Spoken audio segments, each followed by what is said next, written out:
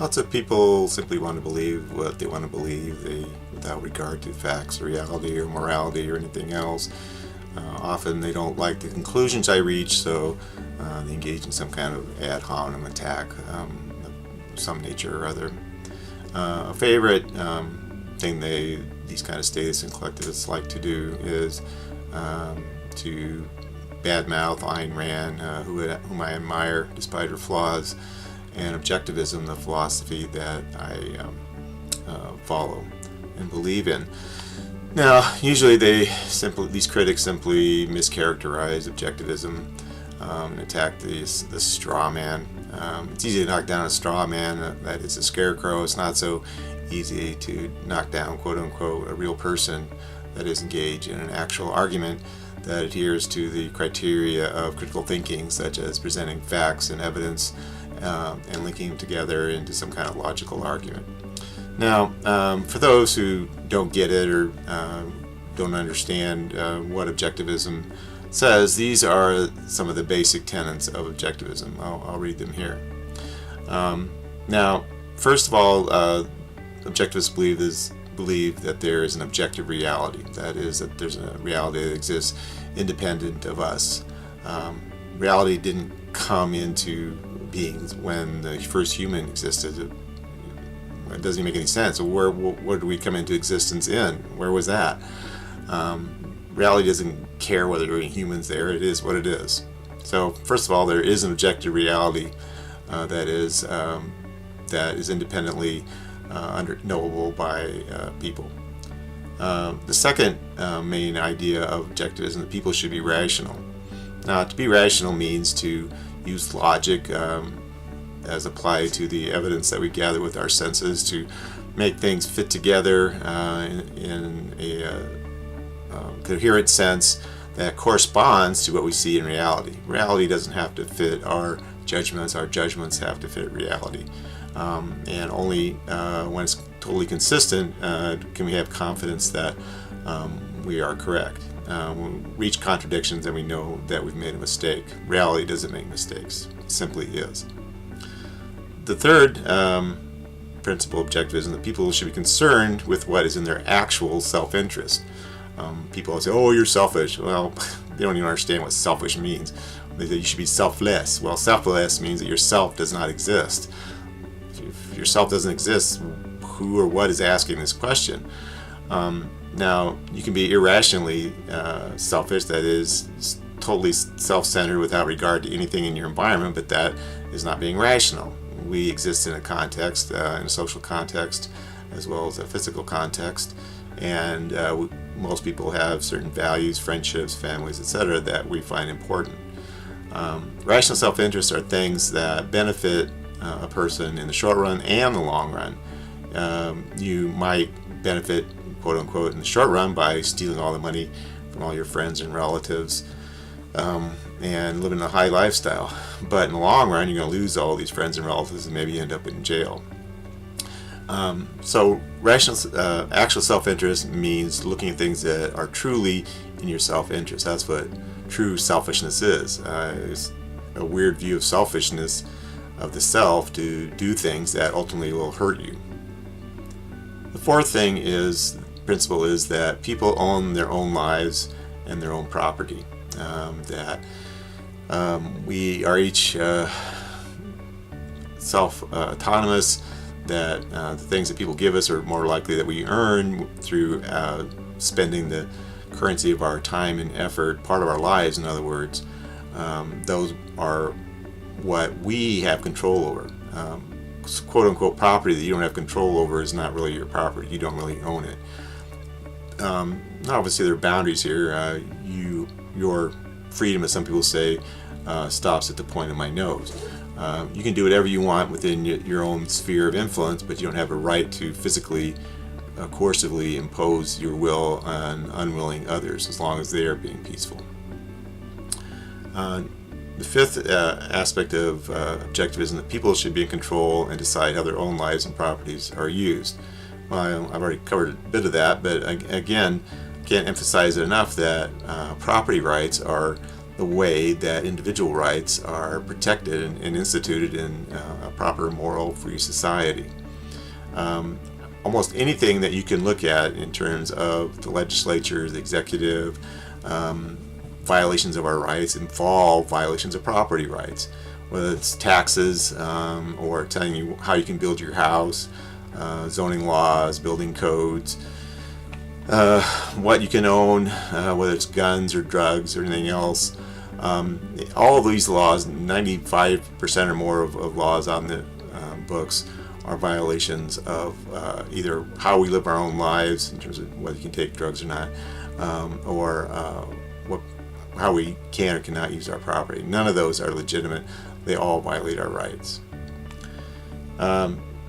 So along with this, is number 6, is the initiation of violence against peaceful and innocent individuals is universally wrong. As I said before, your freedom ends at the point of my nose. Now, it's perfectly fine to use physical force against those who attack you needlessly for no good reason, or who attempt to seize your property that is part of your life.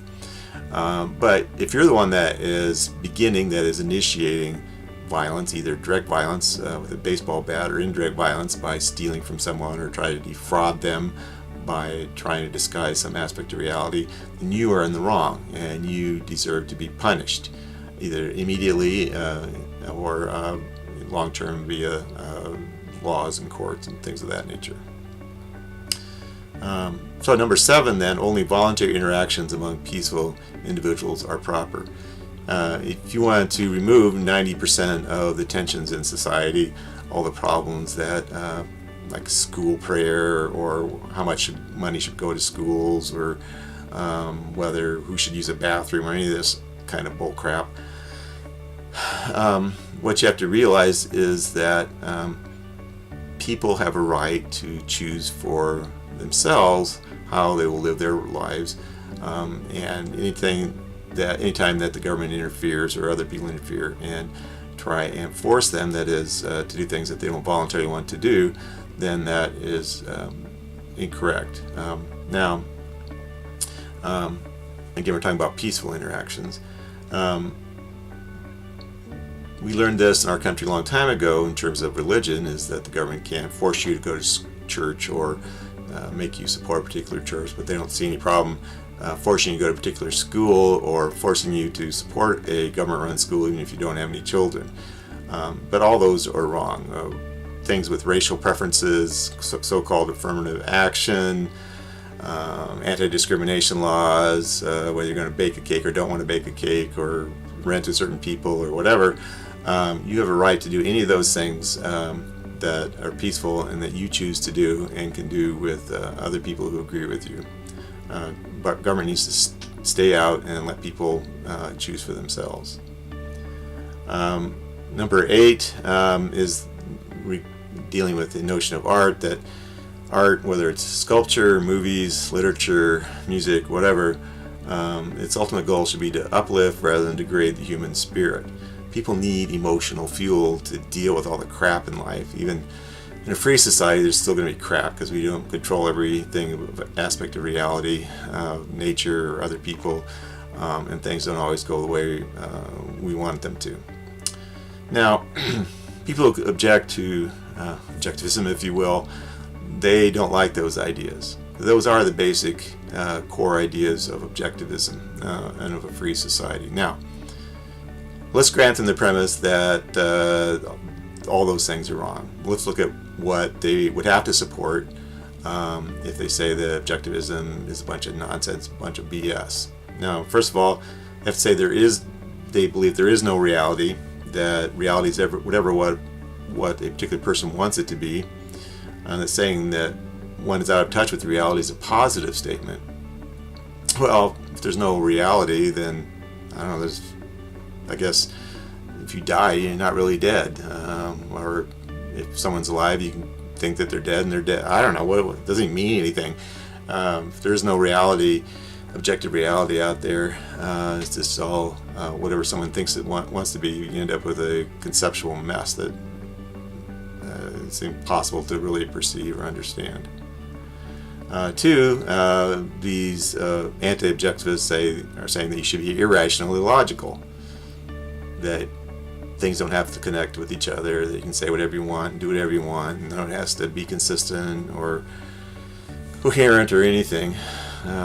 Well, I guess that's sort of the mess we're in now, that people just spout a bunch of nonsense, even if none of it makes any sense and none of it fits together. Three, they're saying that people should be concerned with whatever is destructive to their self-interest. Well, we see a lot of that too.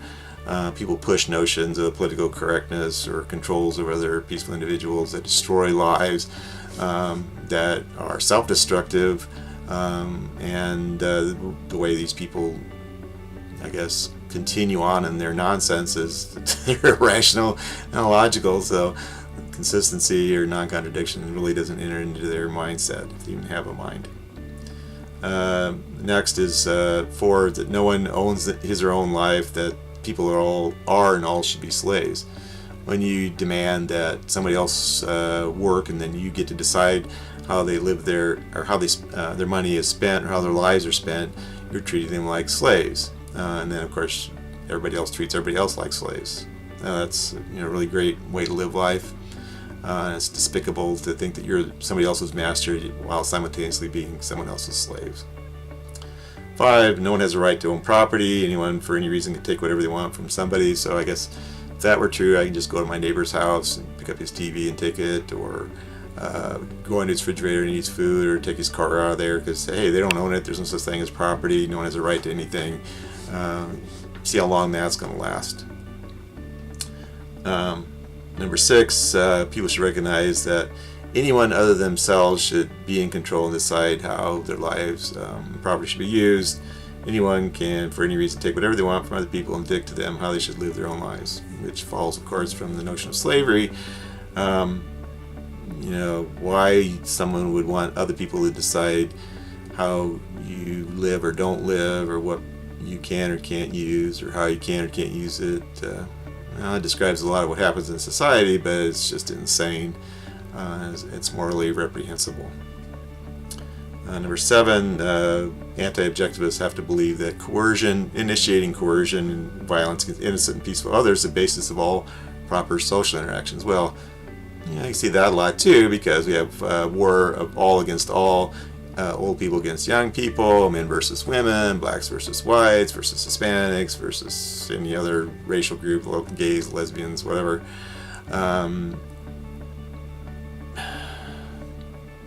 You take my money, you don't let me rent where I want to, or rent to whom I want to, or buy what I want, or say what I want, or whatever. And resentment is just going to be the result. These people are saying that might is right, that whatever you can get away with, that's what determines what is correct or proper. And that's when you have gang warfare, the strongest gang is one that dictates to everybody else. They always think their gang's going to be the one in power forever, but of course that's simply not true. Number 8, only involuntary actions are proper. Forcing others to do what or not do what they want is the essence of how people should be treated. All this fits together, of course. Don't let people choose, dictate to them what they can or cannot do. The all-seeing government which determines whether you can have a high-flow toilet, or how many oranges a grower can have, or how big the holes in Swiss cheese can be. It's just there's no end to the intervening that other people want to do in innocent people's lives. Number 9, art should be degrading to the human spirit and treat people as worthless scum. Well, there's a lot of that, where everybody in a TV show or movie is despicable. They're all bad people. There's no one to root for. At the very best, if you want to call it that, they root for the most worthless, disgusting human being who's able to impose his or her will on other people. You show the worst in humanity, not the best. Disgusting, but not that uncommon. Now, Ayn Rand believed in personal autonomy. She believed the right of people to decide for themselves how to live their own lives, that we each have responsibility for ourselves, and that we're not slaves. Man, how horrible that is. But don't get me started.